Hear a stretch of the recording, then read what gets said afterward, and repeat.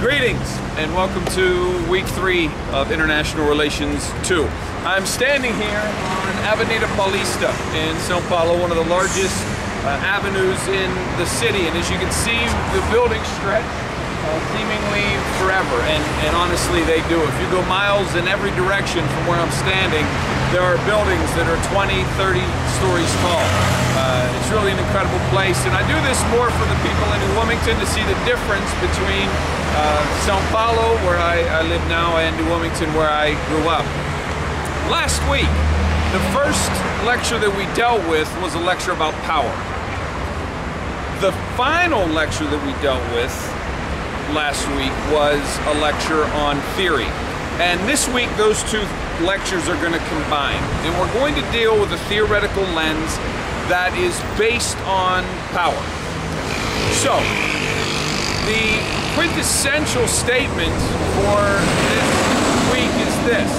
Thucydides, in his Melian dialogue from 400 and something BC, said, in relations between states, the strong do what they can and the weak suffer what they must.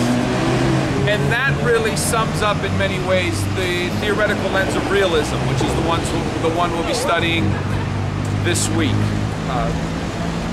In our international system filled with states, for realists, every relationship is defined in terms of power. We learned last week how states are powerful, but in international relations, for the realists, power determines everything, and the strong push as far as they can and do everything that they can, and the weak suffer.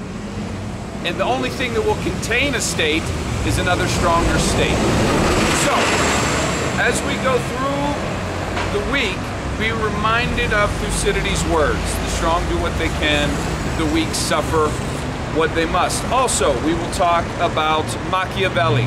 Machiavelli had an idea of virtue, and his idea of virtue was that, and you'll see a quote from Machiavelli in one of our lectures, for good men bent on doing good things, they must know how to do bad.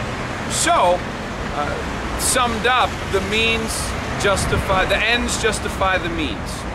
Meaning that how you get to a place, if that goal is worthy, then it doesn't matter how you get there. Machiavelli is seen as a very dark human being many times, but his view of virtue is very important to the realist lens. So you will deal with Thucydides, with Machiavelli, and with Thomas Hobbes. And then you will have a list of 6 assumptions of realists as outlined by a guy named Hans J. Morgenthau. And Morgenthau's 6 essential assumptions really sum up the major points of the realist lens. So that is our week. Also, as we talk about realism and the power of states, we are going to discuss Iran. And Iran, a burgeoning power in the Middle East and internationally, and how the rise of Iran is affecting the international system. For good, possibly, but also for bad.